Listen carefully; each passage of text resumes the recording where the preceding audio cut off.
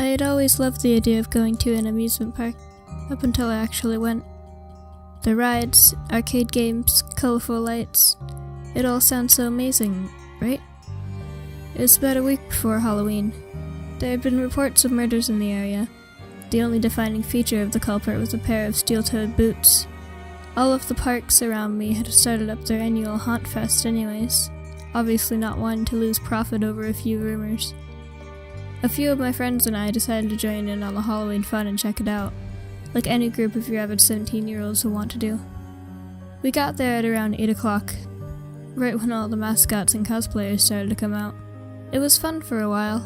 We rode some rides, got some funnel cake, and even won an oversized stuffed animal.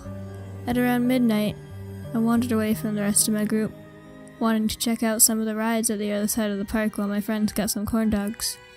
There was one roller coaster that caught my eye from the moment that I walked into the park. It was red, bright red, and even had an underground section where it looped through a hill nearby. The way that it shimmered in the flashing orange lights of the park intrigued me. The line was short, barely enough people to fill the front two sections of the ride. It was slightly unsettling, as the rest of the park was packed to the brim with guests, but I went against my greater judgment and ignored it at the time. Bad decision. The car clicked back on the tracks as the ride started, making a slight, almost silent, creaking sound that sent chills down my spine.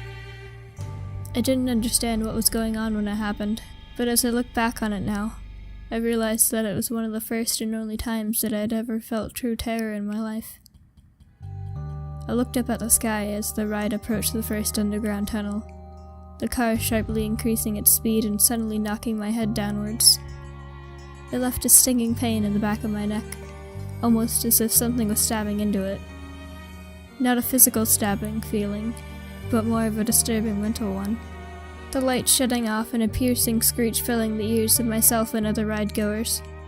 It was silent for a while, aside from the little girl in the car in the front of the ride violently sobbing. I felt a warm breath on the back of my head, turning around to see nothing there aside from the rest of the ride's cars. Footsteps echoed from all directions, as if 20 different beings were stomping towards us with a rage-filled vendetta. The girl's mother put her hand over her daughter's mouth, leading me to believe that she was as petrified by the situation as I was. The footsteps stopped.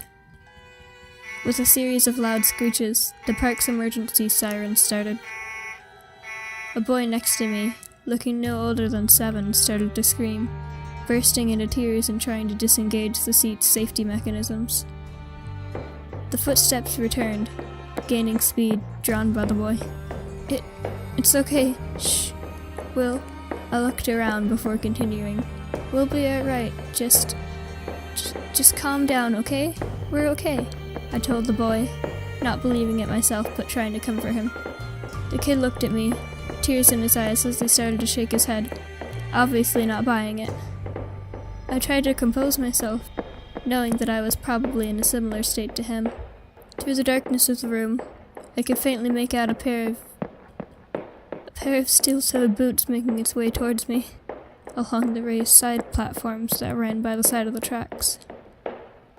The footsteps grew louder as the boots approached, this time only coming from the one direction, and in an almost agonizingly slow manner. It was as if whomever, or whatever was coming was taunting us, dragging it out as long as they could. I had the fear of 1,000 men and women in this moment, fearing for my life in an amount of ways that I hadn't known were possible up until that second. Everyone was still. Not a single movement was made by me, nor any of the other passengers. You could barely even tell that I was still breathing. A figure stopped in front of the first car. The glint of a machete could be seen as it was taken out, even in the low light of the tunnel. The woman in the front of the car came face to face with the weapon, not even having a moment to plead or let out a scream of sheer terror before her head was sliced clean off. I vomited on myself in the seat in front of me, in shock and pure disgust at the sight that I had just seen. I closed my eyes. I opened my eyes again to see that the lights had come back on, and that the booted figure was nowhere to be seen. Just gone.